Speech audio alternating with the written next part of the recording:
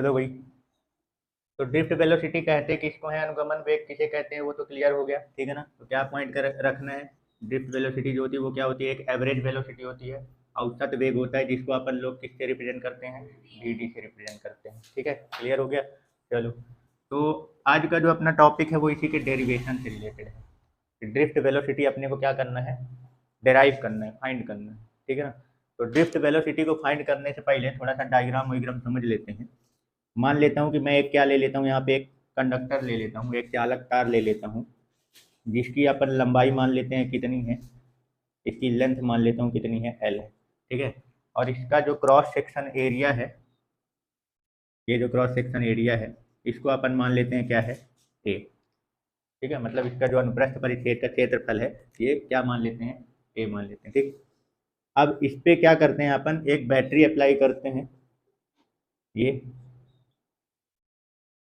भी वोल्ट की मान लो बैटरी लगी हुई है। ठीक। जैसे ही आप इसमें बैटरी क्या करोगे, लगाओगे, तो बताओ क्या होगा इसमें।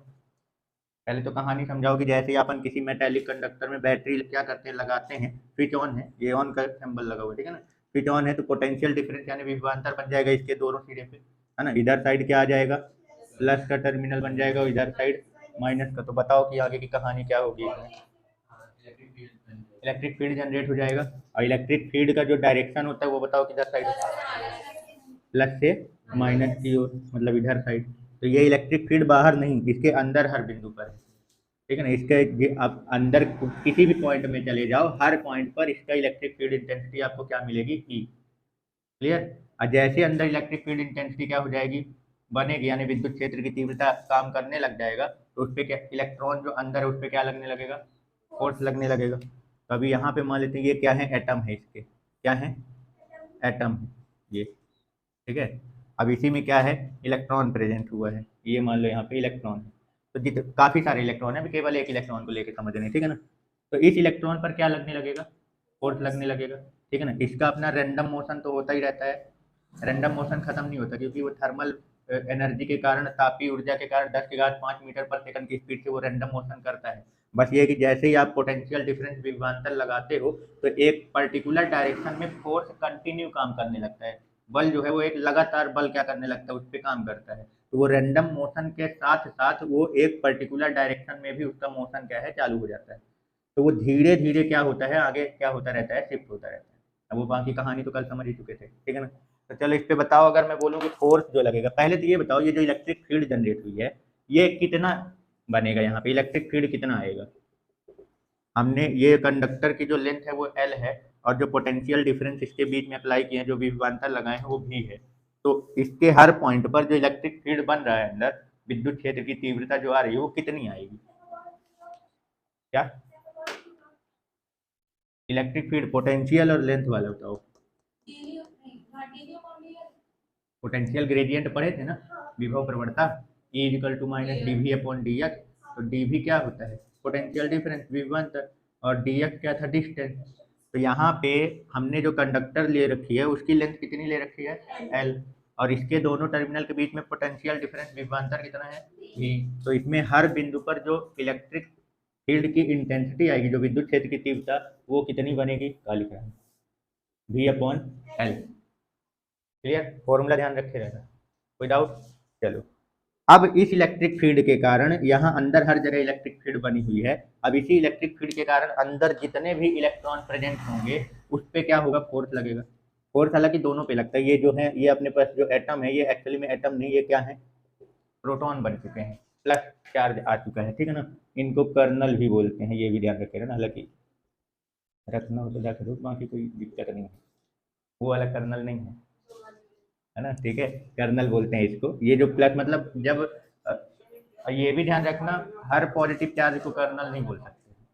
ठीक है ना। लिक्विड के पॉजिटिव चार्ज को आप कर्नल नहीं बोल सकते हो। ये मेटल है जो मूव नहीं कर सकता, जो स्ट्रांगली बंधा हुआ है, और जिसके इलेक्ट्रॉन क्या हो चुका है, निकल चुका है। बट अब ये प्लस वाला जो है वो मूव नहीं कर सकता है, इसको आप क्या बोलोगे, कर्नल बोलोगे। ठीक है ना। और ये इलेक्ट्रॉन मान लो क्या है, निकल चुका है इससे। तो अब इस इलेक्ट फोर्स दोनों पे लग रहा है, बल जो है वो दोनों पे लग रहा है। एटम पे, एटम के जो पॉजिटिव चार्ज बन चुका है यानी कर्नल जो है, उस पर भी लग रहा है, और जो निगेटिव चार्ज यानी जो इलेक्ट्रॉन बाहर निकल चुका है, उस पर भी लग रहा है, इस पे भी लग रहा है। बस ये है कि जो पॉजिटिव चार्ज बन गया है एटम वो मूव नहीं कर सकता, क्योंकि कंडक्टर के सारे एटम एक दूसरे से क्या है, काफी स्ट्रांगली बंधे हुए रहते हैं। लेकिन जो इलेक्ट्रॉन है वो एटम को छोड़ के बाहर आ चुका है और वो फ्री है मूव करने के लिए। तो उस पे फोर्स लगेगा तो वो मोशन जो है वो फ्री तरीके से करेगा, बाकी ये प्लस जो है वो मूव नहीं कर सकता। ठीक है ना। तो चलो बताओ, इस पे जो चार्ज है किसी इलेक्ट्रिक फील्ड में, जब हम कोई चार्ज क्या करते हैं, रखते हैं, तो उस पे जो फोर्स लगता है वो कितना लगता है। जैसे ये मान लो इलेक्ट्रिक फील्ड है, अब इसके अंदर कोई चार्ज मान लो रखा हुआ है क्यू, तो इस पे एक फोर्स अप्लाई होगा। अगर प्लस चार्ज होगा तो इलेक्ट्रिक फील्ड के डायरेक्शन में लगेगा, और अगर माइनस का चार्ज होगा तो वो अपोजिट डायरेक्शन में लगेगा। ठीक है ना। अगर माइनस का है तो पर लगेगा कितना। F equal to Q into E, formula याद है। ई इजिकल टू जब लगाए थे विद्युत क्षेत्र की तीव्रता निकाले थे, तो पर यूनिट पॉजिटिव चार्ज पर लगने वाले फोर्स को इलेक्ट्रिक फील्ड इंटेंसिटी बोलते हैं, और यहीं से एफ इजिकल टू निकालते हैं क्यू नॉट इंटू ई। तो क्यू नॉट क्या है, चार्ज, और ई क्या है, इलेक्ट्रिक फील्ड इंटेंसिटी। ठीक है ना। तो यानी कि दोनों में फोर्स बराबर ही लगेगा, क्यू ई के बराबर, यहाँ पे भी और यहाँ पे भी। बस ये है कि डायरेक्शन क्या रहेगा, अपोजिट। तो यानी अपने इलेक्ट्रॉन की अगर मैं बात करूँ, इलेक्ट्रॉन, तो इस पर कितना चार्ज, इस पर जो फोर्स लगेगा वो कितना लगेगा। तो इलेक्ट्रिक फील्ड इंटेंसिटी कितनी है, ई, और चार्ज क्या है, इलेक्ट्रॉन। तो इस पर लगने वाला फोर्स जब लिखोगे तो क्या लिखोगे, इस पर लगने वाले फोर्स को क्या लिखोगे, F is equal to E into capital, ये लिखेंगे। क्लियर हुआ, नो डाउट। ठीक है ना। चलो अब ये बताओ, इस पे मान लो फोर्स काम करने लग गया। ठीक है, अब ये मोशन में आ चुका है। मोशन में तो पहले से था, बस ये है कि अब एक पर्टिकुलर डायरेक्शन में मोशन होने लग गया। तो क्या ये फ्री तरीके से एकदम मूव करेगा कि इसके मोशन में कुछ अंदर है। तब ये तो समझ गए कि इस पे फोर्स जो अपना इलेक्ट्रॉन है उस पे फोर्स कितना लगेगा, F equal to E into capital E. और चाहे तो आप इसी की जगह भी अपॉन एल अगर लिखना चाहो तो क्या कर सकते हो, लिख सकते हो ई इंटू भी अपॉन एल। ठीक है, कोई दिक्कत। अब देखो, अब जैसे इस इलेक्ट्रॉन पर क्या है, हालांकि ये पहले से ही मोशन में है, ठीक है ना, बस वो तो रैंडम मोशन में था, फोर्स अप्लाई हो गया तो एक पर्टिकुलर डायरेक्शन में भी उसका मोशन क्या हो गया, स्टार्ट हो गया। ठीक है। तो जब ये मोशन करता है, इलेक्ट्रॉन जब गति करता है, तो इसके रास्ते में काफी सारे ये एटम कर्नल पड़ते हैं, जिनसे वो टकराते हुए क्या होता है, आगे बढ़ता है। तो इस टक्कर के कारण इसकी स्पीड जो है ना, वेलोसिटी वगैरह जो है वो लगातार क्या होती है, चेंज होती है।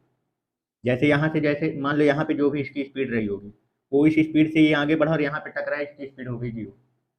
अब फिर उसके बाद जैसे स्पीड जीरो हुई, तो फिर उस टक्कर के कारण उसको जो अपना स्पीड मिला, फिर वो इस स्पीड से यहाँ गया। यानी हर टक्कर में उसकी स्पीड लगातार क्या हो रही है, चेंज हो रही है। ठीक है ना। अब एक पर्टिकुलर डायरेक्शन पकड़ लिया है, तो अब अपन लोग इसको वेलोसिटी बोलेंगे। तो इसका जो टक्कर हो रहा है ना, तो हर टक्कर में इसकी वेलोसिटी क्या हो रही है, चेंज हो रही है। इसमें तो कोई दिक्कत नहीं है भाई। जब भी कोई ऑब्जेक्ट, जैसे मान लो क्या होता है, जैसे मान लो एक ऑब्जेक्ट है अपने पास और दूसरा ऑब्जेक्ट मान लो उसमें अच्छा खासा स्पीड से आके टकरा रहा है, तो जितने टाइम टकराता है, तो डायरेक्शन जब उसका टक्कर के बाद चेंज होता है, तो पहले उसकी सारी चीजें जीरो हो जाती है अचानक से। ठीक है ना। उसके बाद फिर वो दूसरा डायरेक्शन और दूसरी स्पीड क्या करता है, वो पकड़ता है। क्लियर हुआ। ठीक है ना। तो यहाँ पे भी वही चीज हो रहा है, यानी कि इसकी स्पीड जो है या वेलोसिटी जो है, वो हर टक्कर में इसकी वेलोसिटी क्या होगी, चेंज होगी। तो जैसे ही अपना वेलोसिटी क्या होगा, इसका हर टक्कर में वेलोसिटी यानी वेग क्या हो रहा है, इसका चेंज हो रहा है, तो इसका मतलब यहाँ पे कैसा मोशन है, एक्सेलरेटेड मोशन। कैसा मोशन है, एक्सेलरेटेड मोशन है, इस चीज को ध्यान रखना। तो अब ये बताओ, अगर यहाँ पे अपना ये इलेक्ट्रॉन का कैसा मोशन आ रहा है, एक्सेलरेटेड मोशन, यानी कि त्वरित गति आ रही है। तो जब त्वरित गति आ रही है, तो हर टक्कर में कुछ ना कुछ उसका एक्सेलरेशन होगा। क्लियर ना। ठीक है। तो चलो बताओ, एक्सेलरेशन कितना होगा, कैसे निकालोगे। तो पहले तो यहाँ पे कोई एक एक इलेक्ट्रॉन ले लेते हैं पहले, और एक इलेक्ट्रॉन का किसी एक टक्कर की बात करते हैं। ठीक है ना। तो मान लो जैसे कि यहाँ पे ये दो पॉजिटिव चार्ज हैं, मान लो ये, ठीक है, और ये एक इलेक्ट्रॉन है। अब मान लो, छोटा डायग्राम डेरिवेशन है ना पूरी, प्लस प्लस, मान लो कि एक इलेक्ट्रॉन यहाँ से आ रहा है, और ये क्या है, मान लो कि इससे टकराया, और इस टक्कर के कारण फिर जाके दूसरा, यहाँ लगातार दो टक्कर की बात कर रहा हूँ। ठीक है ना। लगातार दो टक्कर, कंटिन्यू दो टक्कर। ठीक है ना। मतलब इसके और इसके बीच में कोई भी एटम जो है बीच में नहीं आया है, पहला टक्कर इसमें, अगला टक्कर वहां पे हुआ है, ये लगातार दो टक्कर है, ठीक है ना। तो अब ये बताओ यहाँ पे मैं इसकी स्पीड क्या मानूं, लगातार दो टक्कर के बीच की बात कर रहा हूँ। यहाँ से आया, यहाँ पे इसकी स्पीड जो भी रही होगी उसको हटाओ, यहाँ की बात करो, इन दोनों टक्कर के बीच की बात करो। जब यहाँ से आया टकराया तो पहले इसकी स्पीड क्या हुई, जीरो हुई, फिर उसके बाद उसका डायरेक्शन चेंज हुआ और नई स्पीड मिली और फिर जाके वहां जाके टकराएगा दूसरे वाले से। मतलब कि इसकी इनिशियल स्पीड आप मान लो क्या है, प्रारंभिक वेग यू मान लो, और इसका अंतिम वेग क्या मान लो, भी, ठीक है ना। अब इस टक्कर के बीच में, दो लगातार टक्कर के बीच में जो समय लग रहा है उसको हम लोग किससे रिप्रेजेंट करेंगे, टाउ से।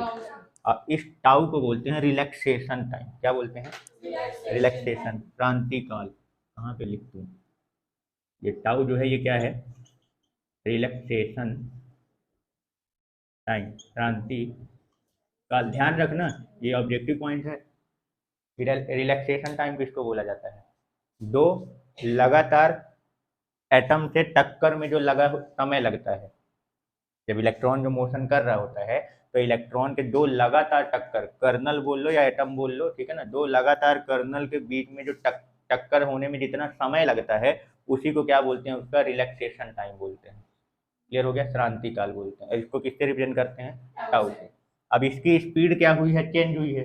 स्पीड अगर चेंज हुई तो सीधी सी बात है कि एक्सेलरेशन तो आएगा ही आएगा। वेलोसिटी चेंज हुई है तो इसका मतलब यहाँ पे एक्सेलरेशन आया होगा, तो वो एक्सेलरेशन त्वरण हम मान लेते हैं क्या है, ए। कोई दिक्कत। अब जरा बताओ अगर इस एक्सेलरेशन को अपने को फाइंड करना हो तो कैसे फाइंड करोगे, कितने तरीके हैं तुम्हारे पास इस एक्सेलरेशन को फाइंड करने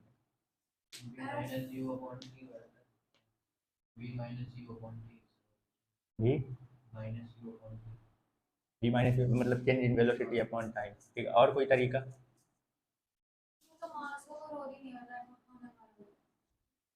फोर्स का फॉर्मूला क्या होता है, एक्सेलरेशन, है ना भाई। फोर्स तो इस पे लग रहा है ना भाई, ये इलेक्ट्रिक फील्ड के कारण तो इस पे फोर्स लग रहा है, एफ इक्वल टू, उसी के कारण तो वो मोशन में आ रहा है, ठीक है ना। तो अभी हमने दो पर्टिकुलर टक्कर ले लिया है, वहाँ पे क्या क्या चीजें हो रही हैं उसको अपन ने देख लिया, ठीक है ना। अब फोर्स की अगर बात करूँ तो इसको जो फोर्स मिल रहा है वो कहाँ से मिल रहा है, तो ये जो फोर्स अपने इस पे लगाएंगे तो अपन फोर्स का जो बेसिक फॉर्मूला होता है वो क्या होता है, मास इंटू एक्सेलरेशन। भाई जो एक्सेलरेशन उसमें आ रहा है, ये बताओ, ये तो पता ही होगा ना कि कोई भी ऑब्जेक्ट अपने वेलोसिटी में या अपने मोशन में चेंजेस तब तक नहीं कर सकता जब तक कि उस पर कोई एक्सटर्नल फोर्स ना लग रहा हो। तो उसमें जो एक्सेलरेशन आ रहा है, जो त्वरण उसको मिल रहा है इलेक्ट्रॉन को, वो किस फोर्स की वजह से मिल रहा है, ये जो इलेक्ट्रोस्टैटिक फोर्स लग रहा है इसकी वजह से। तो फोर्स का फॉर्मूला क्या होता है, F equal to M into A. तो अगर यहाँ से अपन, एम क्या है, मास ऑफ इलेक्ट्रॉन, किसका है, इलेक्ट्रॉन का मास है, ठीक है ना, द्रव्यमान। तो यहाँ से ए निकाल सकते हो, ए का formula A equal to F upon M. अब ये एफ की जगह क्या लिखोगे, जहाँ से उसको फोर्स मिला है वो लिखना, ये देखो निकाल चुके पहले ही, निकाल चुके हो ना। तो इसको अपन क्या कर सकते हैं, यहाँ पे रख सकते हैं ई भी अपॉन एल, अब बटे में क्या है, एम। यहाँ तक कोई दिक्कत, यानी कि इस एक्सेलरेशन से इलेक्ट्रॉन जो है वो क्या हो रहा है, मूव कर रहा है। इस त्वरण से इलेक्ट्रॉन जो है वो क्या हो रहा है, आगे बढ़ रहा है। क्या हो जाएगा, ई वी एम अपॉन,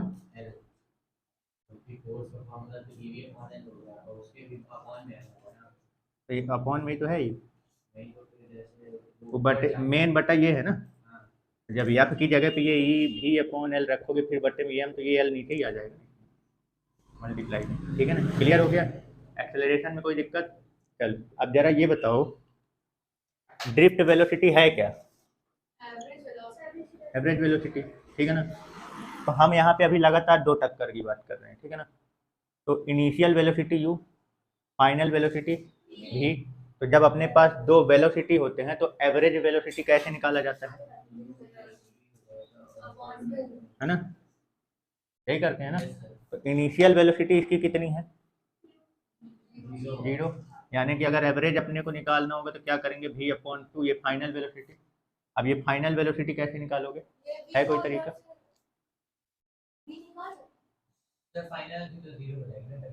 नहीं नहीं नहीं, वो जब दूसरा टक्कर तुम लोगे तब उसके लिए वो उठेगा,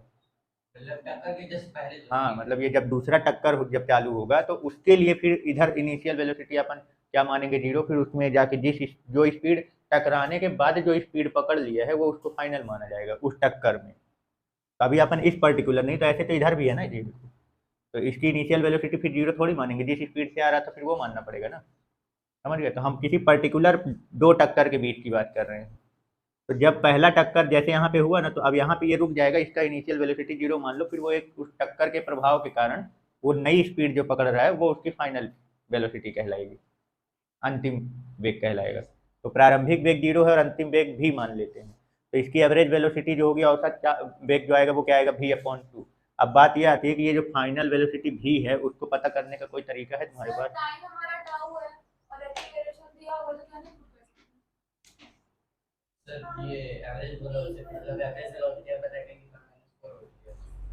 एवरेज वेलोसिटी नहीं, वो नहीं लेना है, वो तो पूरे का मिला के दिया गया है। 10⁻⁻⁴ वो जो है वो नॉर्मल टेम्परेचर की बात किया जा रहा है, पूरे का मिला के बताया गया है वो, ठीक है ना। ये जो भी निकालना है, ये देखो यहाँ पे देखो, इनिशियल वेलोसिटी पता है, एक्सेलरेशन पता है, फाइनल वेलोसिटी निकालना है, टाइम भी पता है कोई मोशन से रिलेटेड कोई इक्वेशन पढ़े हो? v=u+at, ठीक है ना, by equation first of motion, गति के प्रथम समीकरण से, ठीक है ना। तो क्या लगाओगे, v=u+at, इनिशियल वेलोसिटी जीरो, तो ये v a/t, ये t क्या है, कौन सा, रिलैक्सेशन वाला, यानी कि v अपना a/t आ जाएगा। तो a कितना है, e, इस v और इस v में कंफ्यूज नहीं होना, ये वाला v जो है ये पोटेंशियल डिफरेंस वाला है, ठीक है ना। इसको मान लो कैपिटल ऐसे लगा देता हूँ, ठीक है। तो ये हो गया v, इसको थोड़ा स्मॉल में कर देता हूँ ऐसे, ये कैपिटल अपॉन ml और इंटू t, टाउ, समझ गए। अभी अपने को ड्रिफ्ट वेलोसिटी निकालना था, तो ड्रिफ्ट वेलोसिटी एवरेज वेलोसिटी को भी बोलते हैं, एवरेज वेलोसिटी क्या है, v/2। तो ये v निकाल चुके हो ना, तब इसका मान उठा के क्या कर दो, यहाँ पे रख दो। तो इसकी एवरेज वेलोसिटी जो आएगी वो कितनी आ जाएगी, e/v/2 क्या आएगा, e/v/2 ये आ गया अपना क्या, एवरेज वेलोसिटी। और यही क्या कहलाता है, ड्रिफ्ट वेलोसिटी, अनुगमन वेग। आगे समझ में, कोई डाउट, निकाल लोगे, ठीक है ना। तो चलो, ये जो अपना एवरेज वेलोसिटी निकला है v/a/v, इसी को आप बाद में v/d लिख देना। और जो ये e/v, ये क्या है, टाउ, ये तो एकदम ये कि नहीं दिखाई दे रहा, ये लो, हाँ, e/v/2 ठीक है। चलो निकलो, चलो। तो ये समझ गए ना, किसी एक इलेक्ट्रॉन के लिए लेके ये चल रहे थे, पूरा फाइंड कर रहे थे। अभी इसका डेरिवेशन जो होता है वो मान लो सभी इलेक्ट्रॉनों को लेके अगर चला जाए तब फिर कैसे लिखा जाएगा, ठीक है ना। तो मान लो कि जैसे मान लो एक इलेक्ट्रॉन, जो एक इलेक्ट्रॉन के लिए कर रहे थे वही उसी तरीके से, बस ये कि नंबरिंग दे देना है अपने को। लेकिन एक चीज़ ध्यान रखना, एक्सेलरेशन सबके लिए, सभी इलेक्ट्रॉन के लिए सेम रहेगा। क्यों, ये बताओ। क्योंकि इलेक्ट्रॉन जो है वो सभी प्रकार के जितने भी इलेक्ट्रॉन है सब सेम टाइप के इलेक्ट्रॉन है भाई, उनका मास चार्ज तो सब सेम ही होता है।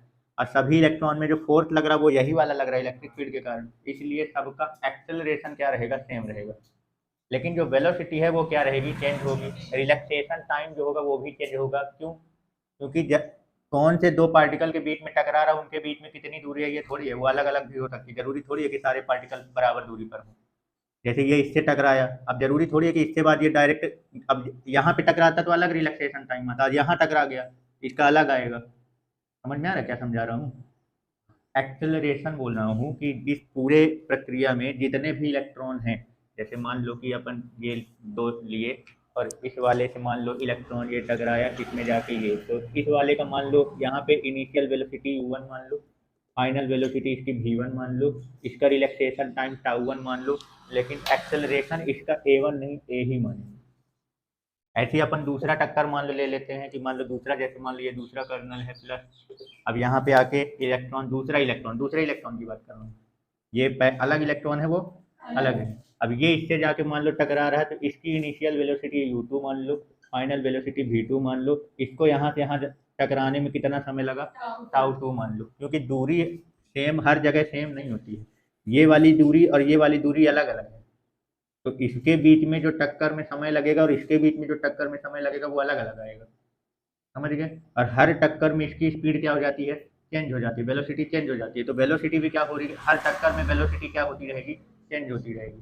तो चेंज जो नहीं होगा वो क्या है, वो है एक्सेलरेशन, त्वरण। ये नहीं बदलेगा। क्यों? क्योंकि इलेक्ट्रॉन जितने भी हैं इसके अंदर वो सब सेम टाइप के इलेक्ट्रॉन है। ये नहीं कि एक ठो में माइनस, मतलब एक ठो में -1 का चार्ज है तो दूसरे वाले इलेक्ट्रॉन में -2 का चार्ज होगा। चार्ज का अमाउंट तो सभी इलेक्ट्रॉन में सेम होता है, तो बराबर है। और तभी हर जगह इलेक्ट्रिक फील्ड इंटेंसिटी भी क्या है, सेम है। फोर्स भी सब में क्या लगेगा, बराबर लगेगा। तो एक्सेलरेशन भी सबका सेम है। बस ये है कि वो जो वेलोसिटी जो है वो बस क्या होती रहेगी, चेंज होती रहेगी। और रिलैक्सेशन टाइम भी चेंज होगा। अब सेम कैसे आएगा, वो यहाँ पे हो सकता है कि जैसे यहाँ पे क्या हो गया, मान लो कि ज़्यादा है और यहाँ पे मान लो कोई चीज़ कम हो जाएगी तो बैलेंस कर देगा वो, मल्टीप्लाई वगैरह सब होके। ठीक है। तो एक्सेलरेशन क्या रहेगा, सेम। तो यहाँ पे भी एक्सेलरेशन आप क्या मानोगे, ए। इसी तरीके के मान लेते हैं एन इलेक्ट्रॉन है। कितने इलेक्ट्रॉन है, एन इलेक्ट्रॉन है। तो आप इसी तरीके से आप सब के लिए, तो मान लो मैं पहला, अब जैसे मान लो अपने को क्या निकालना है, एवरेज वेलोसिटी फाइंड करना है। कौन सा वाला, मान लो एवरेज वेलोसिटी अगर मान लो निकालना होगा, तो भी एवरेज वाले की बात कर रहा हूँ। तो क्या हो जाएगा, V1 plus V2 plus V3 plus dot dot dot Vn upon N, ये लिखेंगे।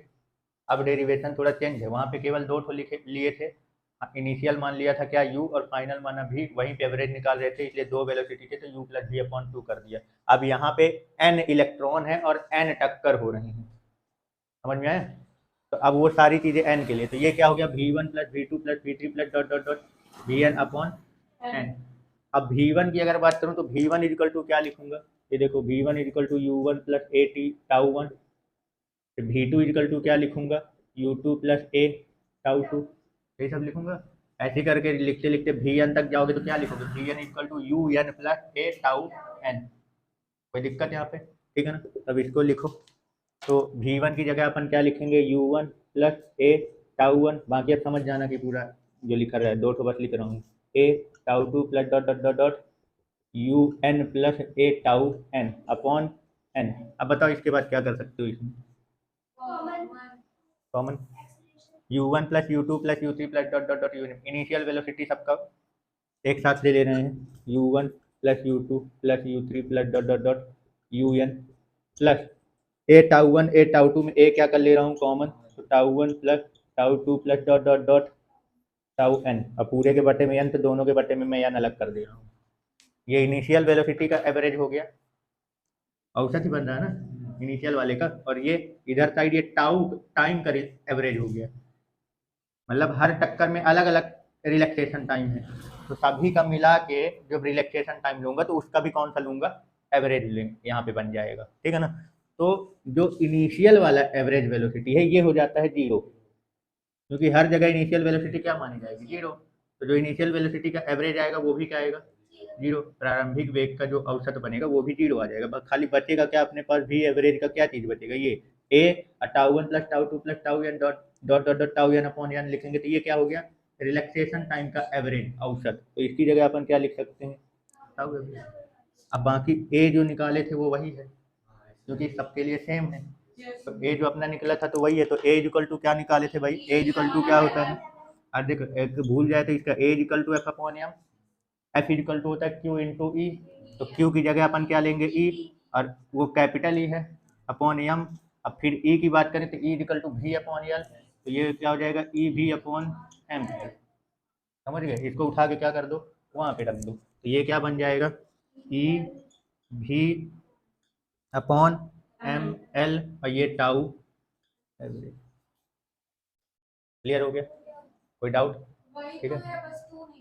समझ गए, है चीज़ वही चीज़ है, सारी चीज़ें, ठीक है ना। अब ये चीज़ क्यों इस तरह की सारी चीज़ें ये जल्दी खत्म हो गया, क्योंकि आप कॉन्सेप्ट पहले ही क्लियर कर चुके हो ये सब चीज़ों का, ठीक है ना। नहीं इसी को शुरुआत में कराते तो यही लंबा हो जाता, ठीक है ना। तो क्लियर हो गया कि अगर अपन को सारे इलेक्ट्रॉनों को लेके अगर बनाना होगा तो किस तरीके से करोगे ये। और जब किसी एक इलेक्ट्रॉन के लिए, जब पर्टिकुलर एक इलेक्ट्रॉन को लेके शो करना होगा अपने को, तो इससे पहले जो किए हो वो, समझ गए। ऐसी एवरेज वेलोसिटी को क्या बोलेंगे, ड्रिफ्ट वेलोसिटी। तो ये जो अपना वैल्यू आ रहा है वो काहे का आ रहा है, ड्रिफ्ट वेलोसिटी की ही आ रहा है। कहाँ लिख दें, जगह ही नहीं बचता है।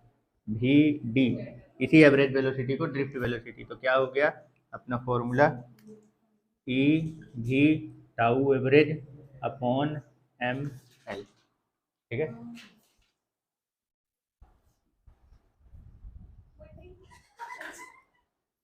चलो अपना नेक्स्ट टॉपिक जो है वो क्या है, ड्रिफ्ट वेलोसिटी और इलेक्ट्रिक करंट में क्या करना है, रिलेशन फाइंड करना है, ठीक है ना। अनुगमन वेग और विद्युत धारा में क्या करना है, संबंध, मतलब अपने को एक ऐसा फॉर्मूला डेराइव करना है जिसमें ड्रिफ्ट वेलोसिटी और करंट दोनों, क्लियर ना, ठीक है।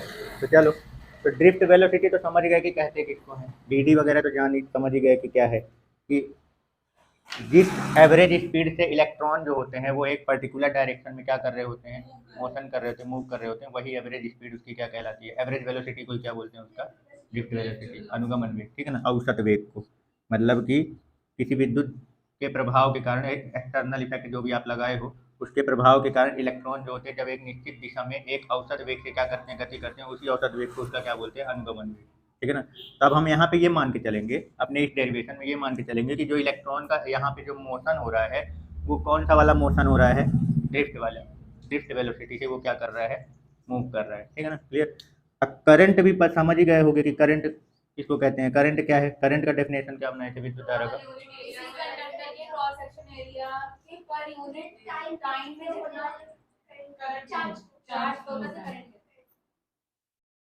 ठीक है। पर यूनिट टाइम में क्रॉस सेक्शन एरिया से पास होने वाला जितना भी अमाउंट ऑफ चार्ज होता है वही क्या कहलाता है उसका, ठीक है ना। तो यानी कि यहीं से अपना डेरिवेशन क्या करना है, स्टार्ट करना है। तो सबसे पहले तो ये बोलो कि अपन जो करंट का जब बताएं तो क्रॉस सेक्शन एरिया यानी कि जो अनुप्रस्थ परिच्छेद है इसमें उसका रोल है, तो ध्यान रखना। तो अपन मान लेते हैं यहाँ पे एक क्रॉस सेक्शन एरिया ले लेते हैं, यहाँ पे बीच में ये मान लेता हूँ कि इसका एरिया जो है वो क्या है, ठीक है ना। और ये किस स्पीड से जा रहा है, यहाँ पे ये इलेक्ट्रॉन मान लो, अभी देखो ये इलेक्ट्रॉन तो काफ़ी सारे हैं यहाँ पे, इलेक्ट्रॉन यहाँ पे मतलब हर जगह पे इलेक्ट्रॉन है इसमें। अब ये इलेक्ट्रॉन जो है वो अब यहाँ पे अपने डेरिवेशन की सुविधा के लिए मान लो कि सीधे ही जा रहे हैं सारे के सारे, ठीक है ना, बाकी सीधे जाते हैं नहीं, ये मान लो कि यहाँ से ऐसे इलेक्ट्रॉन जो होंगे निकलेंगे, तो मैं यहाँ से काउंटिंग करना चालू करूँगा इस क्रॉस सेक्शन एरिया से, ठीक है ना। तो मान लेते हैं कि अपन इसमें करंट जो फ्लो कर रहे हैं वो टी टाइम तक कर रहे हैं, कितने समय तक, टी टाइम तक करंट आई जा रही है, किस स्पीड से इलेक्ट्रॉन जा रहा है, वी डी वेलोसिटी से, स्पीड बार बार बोल देता हूँ, वेलोसिटी वी डी यानी वी डी अनुगमन वेग से क्या कर रहा है, गति कर रहा है। मान लेते हैं कितने समय तक हम करंट फ्लो करा रहे हैं, टी टाइम, ठीक है ना। तो टी टाइम में ये इलेक्ट्रॉन जो है वो मान लेता हूँ कि यहाँ से कितनी दूरी तक चले आए, एल लंबाई तक, कितनी दूरी तक चले आए, एल, और यहाँ पे इसका क्रॉस सेक्शन एरिया खत्म कर दो, क्रॉस सेक्शन एरिया हर जगह पे है। तो हम जितने समय तक के लिए करंट फ्लो कराए हैं तो उतने समय में यहाँ से काउंटिंग करना चालू करना है, इस क्रॉस सेक्शन एरिया से जब इलेक्ट्रॉन क्या होंगे, पास होंगे, तो टी टाइम तक करंट फ्लो किए हो तो ये मान लेते हैं कि सारे यहाँ से जो निकल रहे वो यहाँ से टी समय तक इतनी दूरी पर आ पाए, यानी कि हमने मान लिया क्या, एल लंबाई तक आए, ये एल लेंथ जो है वो इस क्रॉस सेक्शन से इस क्रॉस सेक्शन तक का है, ठीक। अब हमें जो करंट की वैल्यू निकालना है टी टाइम पे, तो करंट इज इक्वल टू क्या होता है, आई इज इक्वल टू विद्युत धारा क्या होता है, Q upon T. T time तक हमने करंट क्या किया, फ्लो किया, टी समय तक विद्युत धारा प्रवाहित किए। तो जब आप विद्युत धारा का सूत्र लिखोगे करंट का तो I equal to Q upon T लिखोगे पर यूनिट टाइम में, टी टाइम में क्यू चार्ज फ्लो हो रहा है तो पर यूनिट टाइम में कितना हो जाएगा, क्यू अपॉन टी। अब पर यूनिट टाइम में जितना चार्ज फ्लो हुआ वही क्या कहलाएगा। अब अपना अगला टारगेट क्या है, ये अमाउंट ऑफ चार्ज का समझना, ठीक है ना, इस अमाउंट ऑफ चार्ज। अब यहाँ पे फ्लो कौन हो रहा है, इलेक्ट्रॉन, मतलब जब चार्ज अपने को निकालना होगा तो इलेक्ट्रॉन के चार्ज से ही निकालोगे। तो Q इजिकल टू कैसे निकालोगे, अब ये इसके अंदर जितने इलेक्ट्रॉन होंगे यहाँ से लेकर यहाँ तक में जितने इलेक्ट्रॉन गए हैं तो एक इलेक्ट्रॉन के चार्ज में उसके नंबर का क्या कर दो, मल्टीप्लाई। समझ में आया क्या समझा रहा हूँ, यहाँ से ये इलेक्ट्रॉन निकले, टी समय तक वो टी टाइम तक मैंने करंट फ्लो किया, टी टाइम में वो यहाँ से यहाँ तक आ गए, ये एल लंबाई तक। तो अपने को इतने का ही काउंट करना है क्योंकि पर यूनिट टी समय तक की बात कर रहा हूँ ना, तो टी टाइम में जो इलेक्ट्रॉन है वो यहाँ से यहाँ तक आ गए। तो अब ये देखना है कि इसके अंदर कितने इलेक्ट्रॉन पहुँचे, मतलब इतनी इतने इतने तक में, ये एरिया और ये लंबाई, इतने तक में अपने को ये पता करना है कि इसके अंदर कितने इलेक्ट्रॉन है। जब ये पता चल जाएगा नंबर ऑफ इलेक्ट्रॉन, तो मैं एक इलेक्ट्रॉन के चार्ज में नंबर ऑफ इलेक्ट्रॉन को मल्टीप्लाई करके टोटल क्या निकाल लूंगा कि यहाँ से कुल कितना आवेश यानी कुल कितना चार्ज निकला है, यानी क्यू। कुछ समझ में आ रहा है क्या बोल रहा हूँ, ठीक है ना। तो क्यू इज इक्वल टू कौन सा फॉर्मूला लग जाएगा, एन इंटू टी, यहाँ कैपिटल एन लिख रहा हूँ अभी समझना थोड़ा सा क्यों, ये मैंने माना, ये कहाँ के इलेक्ट्रॉन, ये कैपिटल एन कहाँ के हैं, इसके अंदर के, ये इतने एरिया और इतनी लंबाई के बीच का टोटल जितने इलेक्ट्रॉन यहाँ से निकले। और ई क्या है, एक इलेक्ट्रॉन का चार्ज। अब बात ये आती है कि ये कैसे निकालेंगे, ये कैसे पता करेंगे कि इसके अंदर टोटल कितने इलेक्ट्रॉन आ गए हैं। समझ में आ रहा है क्या बोल रहा हूँ? अब ये पता करना है अपने को कि इसके अंदर यहाँ से लेकर यहाँ तक में टोटल कितने इलेक्ट्रॉन इसके अंदर यहाँ से पास हुए हैं। तब वो कैसे निकालोगे, तब समझो। यहाँ पे एक छोटा सा आपको वो मानना है कि मान लेता हूँ कि ये जो कंडक्टर है इसके पर यूनिट वॉल्यूम में, क्या बोला, पर यूनिट वॉल्यूम में यानी प्रति एकांक आयतन में इलेक्ट्रॉन की संख्या जो है वो हम मान लेते हैं कितने हैं, स्मॉल एन। पर यूनिट वॉल्यूम में कितने इलेक्ट्रॉन हैं, एन, प्रति एकांक आयतन में। तब जरा ये बताओ यहाँ से लेकर यहाँ तक का वॉल्यूम कितना है, क्या लिखोगे फॉर्मूला?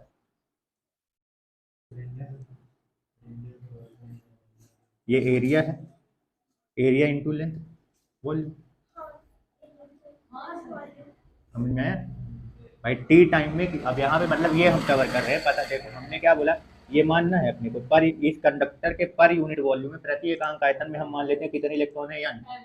तो टी टाइम में इलेक्ट्रॉन ने, सभी इलेक्ट्रॉनों ने मिलकर कितना वॉल्यूम कवर कर लिया, क्या बोला मैंने, टी टाइम तक करंट फ्लो किया हूँ ना। तो टी टाइम में इन लोगों ने मतलब सभी इलेक्ट्रॉन ने मिलकर कंडक्टर का कितना वॉल्यूम यानी कितना आयतन घेर लिया इन लोगों ने। तो वो कैसे निकालोगे, ये टी समय में कितना आयतन यानी कितना वॉल्यूम जो है वो कवर हुआ है। तो भाई ये देखो एरिया तो यही वाला रहेगा, क्रॉस सेक्शन। टी समय में कितनी दूरी तक आ गई या लंबाई तक, तो एरिया इंटू लेंथ क्या कहलाएगा, वॉल्यूम, यानी कि कितना वॉल्यूम इन्होंने कवर कर लिया, ए इंटू एल। तो अब ये बताओ टी समय में कितने इलेक्ट्रॉन यहाँ से पास हो गए, टी समय में पास हुए, मतलब टी समय में इस क्रॉस सेक्शन एरिया की बात कर रहा हूँ, ठीक है ना। तो टी समय में क्रॉस सेक्शन से पास होने वाले इलेक्ट्रॉन की कुल संख्या, टोटल नंबर, बताओ क्या लिखोगे, कुल कितने इलेक्ट्रॉन पास हुए, इसके अंदर जितने भरे हैं ना उतने यहाँ से क्या हुए हैं, पास हुए। कहानी समझ में आ रही है क्या समझा रहा हूँ? क्रॉस सेक्शन एरिया से हमने करंट कितने समय तक फ्लो किया, टी टाइम तक। तो इस क्रॉस सेक्शन एरिया से टी समय में कितने इलेक्ट्रॉन पास हुए हैं, तो टी समय तक यहाँ से यहाँ तक पहुँच पाए, तो यहाँ से लेकर यहाँ तक में जितने इलेक्ट्रॉन भरे हैं उतने ही यहाँ से क्या हुए हैं, निकले हैं, ये माना जाएगा। समझ में आया, क्लियर हुआ? तो यहाँ पे कितने इलेक्ट्रॉन भरे, तो पर यूनिट वॉल्यूम में कितने इलेक्ट्रॉन है, तो ये कितना वॉल्यूम कवर हुआ, तो इतने वॉल्यूम में कितने इलेक्ट्रॉन होंगे, एन इंटू ए एल। समझ में आया? एक वॉल्यूम में एन इलेक्ट्रॉन है, एक आयतन में एन इलेक्ट्रॉन है, तो आयतन कितना कवर हुआ टी टाइम में, ए एल। तो ए एल वॉल्यूम में कितने इलेक्ट्रॉन होंगे, N into A L. Clear? ठीक है, यानी यहाँ पे इलेक्ट्रॉन की संख्या हो गई एन इंटू ए एल। कोई डाउट? ठीक है ना। अब बात ये आती है कि ये एल की ये लंबाई कैसे पता चलेगी कि कितनी कितनी दूरी तक गए, टी टाइम में ये कितना दूरी कवर हुआ है। तो अब यहाँ पे इसका रोल है, किस स्पीड से जा रहा है ये, एवरेज वेलोसिटी, ड्रिफ्ट वेलोसिटी, अनुगमन वेग से इलेक्ट्रॉन क्या हो रहे हैं। अब मतलब जितने भी इलेक्ट्रॉन है इनका मोशन जो मानोगे आप वो कौन सा मानोगे, ड्रिफ्ट वेलोसिटी मानोगे, कि ये ड्रिफ्ट वेलोसिटी से आगे जा रहे हैं, ठीक है ना। तो स्पीड या वेलोसिटी इक्वल टू क्या होता है, डिस्टेंस अपॉन टाइम होता है। तो यहाँ पे स्पीड कौन सा यूज करोगे, बी डी, डिस्टेंस कितना कवर हुआ है, एल, और टाइम कौन सा है, ये जो टी समय दिए थे। तो यहाँ से एल इक्वल टू क्या हो जाएगा, वी डी इंटू टी, ये उठा के यहाँ रख दो इस वाले इक्वेशन में। मतलब टोटल नंबर ऑफ इलेक्ट्रॉन का ही चल रहा है, ये क्या हो रहा है, टोटल नंबर ऑफ इलेक्ट्रॉन का ही चल रहा है। तो इसको उठा के यहाँ रख दो, तो क्या बन जाएगा formula, N A L V D, L की जगह ही तो रखना है, वी डी टी। ये टोटल कितने इलेक्ट्रॉन टी समय में पास हुए वो पता चल गया। अब कितना चार्ज पास हुआ ये निकाल लोगे ना, एक इलेक्ट्रॉन में कितने का चार्ज मानते हो, ई। एक इलेक्ट्रॉन का जो चार्ज हम यहाँ लिख रहे हैं वो क्या मान रहे हैं, ई। ये अपना जो ये एन, ये जो निकला ये कैपिटल एन निकला है, ठीक है ना, मतलब ये कैपिटल एन निकल गया, N A V D into T. अब इसे उठा के क्या रख दो, इसको उठा के यहाँ रख दो, तो ये वाला जो आप इक्वेशन करंट वाला बनाए थे, तो आई की जगह जब ये रखेंगे तो क्या हो जाएगा, N A V D T into E upon T, T से टी क्या हो जाएगा, N A V D into E, या N E A into V D भी बोल सकते हो। तो आई इक्वल टू कितना आ गया, N E A into V D. ये है करंट और ड्रिफ्ट वेलोसिटी में रिलेशन, फॉर्मूला याद हो जाना चाहिए, N E A into V D. N क्या है, प्रति एकांक आयतन में उपस्थित इलेक्ट्रॉन की संख्या पर यूनिट वॉल्यूम में प्रेजेंट इलेक्ट्रॉन का नंबर। ई क्या है, एक इलेक्ट्रॉन का चार्ज, ए क्रॉस सेक्शन एरिया, अनुप्रस्थ परिच्छेद का क्षेत्रफल, वी डी इलेक्ट्रॉन की ड्रिफ्ट वेलोसिटी। कंफर्म, कोई डाउट? चलो जल्दी। चलो अगला पॉइंट क्या है, देखो करंट और ड्रिफ्ट वेलोसिटी में रिलेशन फाइंड कर लिए। करंट डेंसिटी और ड्रिफ्ट वेलोसिटी में भी रिलेशन पूछता है, तो जैसे करंट तक निकाल लिए ना, अब जब करंट यानी विद्युत धारा और अनुगमन वेग में रिलेशन निकाल लियो, धारा घनत्व और अनुगमन वेग में जब रिलेशन पूछेगा तब क्या करोगे, तो यहाँ तक तो आ ही चुके हो, दो क्वेश्चन बन सकता है। हाँ बस करंट डेंसिटी का फॉर्मूला आई जे इक्वल टू क्या होता है, आई अपॉन ए, बस आई का उठा के इसमें रख दो, तो जे इक्वल टू आई का कितना है, N E A into V D upon A से ए क्या हो जाएगा, कैंसिल, तो एन ई वी डी, ये आ गया आपका धारा घनत्व और ड्रिफ्ट वेलोसिटी, यानी करंट डेंसिटी और ड्रिफ्ट वेलोसिटी में रिलेशन। क्या हो गया, हो गया, इसी में चल रहा है, सुन रहे हो ना, ठीक है, क्लियर।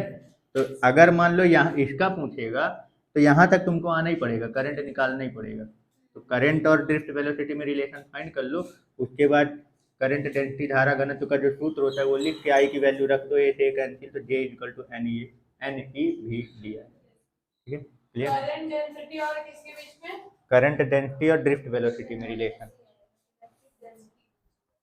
बस मतलब इसको क्या बोलते हैं, छोड़ दीजिए, धारा घनत्व और अनुगमन वेग में संबंध,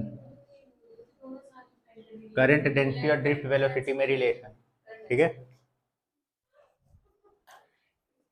चलो देखो, ये जो करंट का फॉर्मूला निकाले ना, आई इक्वल टू यानी ई ए इंटू वी डी, ठीक है, यहाँ वी डी जो ड्रिफ्ट वेलोसिटी निकाले थे, उस ड्रिफ्ट वेलोसिटी का फॉर्मूला क्या करो, इसमें रखो, एन ई ए, बताओ ड्रिफ्ट वेलोसिटी का फॉर्मूला, ड्रिफ्ट वेलोसिटी, एक जने बोला ई बी, ये पोटेंशियल वाला है, ठीक है ना, ये tau relaxation time upon 2ml, ये 2m क्या है, मास ऑफ इलेक्ट्रॉन, एल पूरा इसकी पूरी लंबाई थी वो, ठीक है ना, क्लियर। तो आई इक्वल टू कितना आ गया, यहाँ देखो एन ई इंटू ई करूँगा तो ई स्क्वायर ए भी टाउ अपॉन 2ml, यहाँ तक कोई दिक्कत, ठीक है। अब देखो यहाँ पे थोड़ा सा, ये जो आपको दिख रहा है ना, ये यहाँ पे ये भी, तो इसको आई को इधर कर लो, बाकी सब नंबर को दूसरी तरफ भेज दो, ठीक है ना, मतलब कहने का मतलब भी अपॉन आई निकाल रहा हूँ, क्या निकाल रहा हूँ, भी अपॉन आई, तो भी अपॉन आई को एक तरफ रखो और बाकी सबको दूसरी तरफ भेज दो, ठीक है। तो अगर अपन यहाँ पे देखें तो दूसरी इसको डिवाइड मिला रहा हूँ, इसको ऊपर भेजूंगा तो ये क्या हो जाएगा 2ml, अब बाकी सारी चीज़ें कहाँ जाएंगी, नीचे, एन ई स्क्वायर ए इंटू टाउ, यहाँ तक कोई दिक्कत। अब यहाँ पे ये चीज़ देखो, यहाँ पे ये जो भी अपॉन आई की वैल्यू जो निकली, यहाँ पे ये जो ये एम क्या है, मास है इलेक्ट्रॉन का, एल कंडक्टर यानी जो चालक तार लिए थे उसकी लंबाई है, एन क्या है, पर यूनिट वॉल्यूम में उपस्थित इलेक्ट्रॉन की संख्या, ई क्या है चार्ज, ए क्या है क्रॉस सेक्शन एरिया, टाउ क्या है रिलैक्सेशन टाइम। यहाँ पे ये सारी चीजें कांस्टेंट है, ये इसको छोड़ के। अब ये रिलैक्सेशन टाइम जो होता है चेंज होता है, वो किस पर डिपेंड करता है, टेम्परेचर पर, किस पर, अगर अपन टेम्परेचर क्या करेंगे, मान लो इसका तापमान बढ़ाएंगे तो इसकी स्पीड क्या हो जाएगी, बढ़ जाएगी, और टक्कर में समय जो होगा वो क्या हो जाएगा, कम। समझ में आ रहा क्या बोल रहा हूँ। ये जो रिलैक्सेशन टाइम है, अगर इसका पूछा जाए टाइम टेम्परेचर से कैसा रिलेशन आ रहा है, तो टेम्परेचर के हिसाब से देखा जाए तो ये रिलैक्सेशन टाइम जो है, जब टेम्परेचर ज़्यादा होगा, तापमान ज़्यादा होगा, तो इलेक्ट्रॉन की स्पीड क्या हो जाएगी, बढ़ जाएगी, और जब स्पीड बढ़ जाएगी तो दो एटम के या दो कर्नल के बीच में जो टक्कर का समय होगा वो क्या हो जाएगा, कम हो जाएगा, ठीक है ना। तो अगर इसको कांस्टेंट करना है तो क्या चीज़ और कांस्टेंट करना है, ये सारी चीज़ें तो पहले से कांस्टेंट रहेंगी, क्योंकि हमने जो कंडक्टर लिया है उसका क्रॉस सेक्शन एरिया तो चेंज होना नहीं है, लंबाई को भी बदलना नहीं है, तो ये कांस्टेंट है। नंबर ऑफ इलेक्ट्रॉन पर यूनिट वॉल्यूम वो भी कांस्टेंट, चार्ज ऑफ इलेक्ट्रॉन वो भी कांस्टेंट, मास ऑफ इलेक्ट्रॉन वो भी कांस्टेंट, लंबाई, ये सब कांस्टेंट है। केवल ये बस बच गया, इसको अगर कांस्टेंट करना हो तो क्या कांस्टेंट करना है, टेम्परेचर। तो एट कांस्टेंट टेम्परेचर, तो अगर कांस्टेंट टेम्परेचर रख दिया जाए, यानी कि नियत ताप पर अगर हम बात करें, तो जब ताप कांस्टेंट कर दूंगा तो ये भी क्या हो जाएगा, कांस्टेंट, पूरी चीज़ें क्या हो जाएंगी, कांस्टेंट। तो यहाँ से जब ये चीज़ कांस्टेंट हो जाएगा तो समझो v upon I equal to constant, इसको उधर भेज दूंगा तो v कांस्टेंट कितना हो जाएगा, आई, कांस्टेंट हटाऊंगा तो क्या लग जाएगा, डायरेक्टली प्रोपोर्शनल। ये है ओम्स लॉ, ये क्या है, ओम का नियम, समझ में आया। ओम के नियम को प्रूफ करने के लिए जब आता है तो यहीं तक पूरा कंप्लीट करना पड़ता है ओम। हाँ हाँ, समझ गए, ठीक है ना। पहले ड्रिफ्ट वेलोसिटी वगैरह निकालेंगे, फिर ये अनुगमन वेग का धारा में संबंध निकाल के, फिर उसके बाद ये ड्रिफ्ट वेलोसिटी का वैल्यू रख के ये v अपॉन आई निकाल के और ये डायरेक्टली प्रोपोर्शनल प्रूफ करना है। ओम का जो नियम है, अब अगला टॉपिक यही है अपना। तो ओम का नियम क्या बोलता है कि पोटेंशियल जो होता है वो करंट के क्या होता है, डायरेक्टली प्रोपोर्शनल। इसको अपने को प्रूफ करना था, ये है उसका पूरा प्रूफ, जो शुरू से लेकर अभी ये पूरा पढ़ेगा। समझ में आया, क्लियर हो गया, कोई डाउट, ठीक है, चलो निपटा दे। चल अगला पॉइंट अपना क्या है, मूवेबिलिटी का। क्या है, मूवेबिलिटी, मूवेबिलिटी की स्पेलिंग सही है, गलत है, मूवेबिलिटी शायद ये होगा,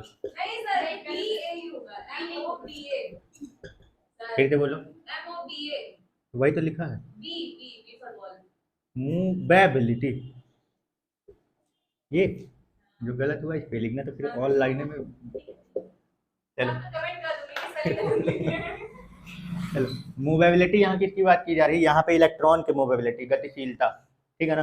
तो जो गतिशीलता होता है इसको क्या, कैसे मतलब निकालते हैं, तो गतिशीलता को म्यू से रिप्रेजेंट करते हैं, किससे रिप्रेजेंट करते हैं, म्यू से, मूवेबिलिटी ऑफ इलेक्ट्रॉन, ठीक है ना, इलेक्ट्रॉन की गतिशीलता। तो फॉर्मूला क्या है इसका, per unit electric field intensity के कारण, क्या, per unit electric field intensity मतलब इलेक्ट्रिक फील्ड, विद्युत क्षेत्र की तीव्रता कहाँ आएगा, नीचे। तो प्रति एकांक विद्युत क्षेत्र के कारण जो इसकी ड्रिफ्ट वेलोसिटी होती है, यानी अनुगमन वेग होता है, उसी को क्या बोलते हैं, इलेक्ट्रॉन की मूवेबिलिटी, गतिशीलता। आगे समझ में, प्रति एकांक विद्युत क्षेत्र के कारण जो ड्रिफ्ट वेलोसिटी बनती है इसकी इलेक्ट्रॉन की, यानी अनुगमन वेग, उसी को क्या कहते हैं, उसकी मूवेबिलिटी, गतिशीलता। बाकी ड्रिफ्ट वेलोसिटी का फॉर्मूला वगैरह सब डिराइव कर ही चुके हो, कोई दिक्कत, ठीक है। तो इसकी यूनिट वगैरह सब बना लोगे। इसका जरा बताओ, गतिशीलता की अगर यूनिट बनाना हो तो यूनिट क्या बनेगी, ऐसा यूनिट, हाँ, मीटर पर सेकंड होता है, वेलोसिटी का क्या हो जाएगा, मीटर पर सेकंड, और करंट का न्यूटन पर कूलाम वाला रख लो, इसका ही का है ना, तो न्यूटन पर कूलाम रखूंगा तो क्या हो जाएगा, मीटर कूलाम पर न्यूटन सेकंड, ठीक है। प्रति एकांक विद्युत क्षेत्र के कारण इलेक्ट्रॉन का अनुगमन वेग को ही क्या कहते हैं, उसकी गतिशीलता। Per unit electric field intensity के कारण इलेक्ट्रॉन के ड्रिफ्ट वेलोसिटी को ही क्या कहते हैं, उसकी मूवेबिलिटी, ठीक है, क्लियर हो गया, कोई डाउट। डायमेंशनल फॉर्मूला बनाओ, क्या बनेगा इसका, ये क्या है, एम मास, सॉरी मीटर डिस्टेंस है ना, तो इसके लिए क्या यूज है, एल, और सी क्या है, कूलाम, तो इसका क्या हो जाएगा 80, और एन क्या है 4, एम एल टी की पावर -2, और यस क्या है समय, टी से ये टी कैंसिल। अब चलो यहाँ देखो भाई, ये टी से ये टी को क्या कर दो, उड़ा दो, इसी एल से इसी एल को भी क्या कर दो, उड़ा दो, तो बचा क्या, एम की पावर ऊपर जाएगा तो -1 हो जाएगा, और ए रहेगा, और ये टी की पावर 2 प्लस में, ये हो जाएगा, क्लियर हो गया, कोई दिक्कत, ठीक है ना। बाकी इसकी गतिशीलता मूवेबिलिटी जो होती है वो क्या होती है, एक प्रकार का क्या है, नेचर है, एक प्रकार का क्या है, नेचर है। अगर इसका डायरेक्शन अगर बोलोगे तो डायरेक्शन किसकी, डायरेक्ट किधर बोलोगे, जिधर साइड वो मूव करता है, अपोजिट, हाँ, जो करंट इलेक्ट्रॉन का जो मोशन होता है वो किधर साइड होता है, इलेक्ट्रिक फील्ड इंटेंसिटी के अपोजिट डायरेक्शन। ठीक है, क्लियर, कोई डाउट?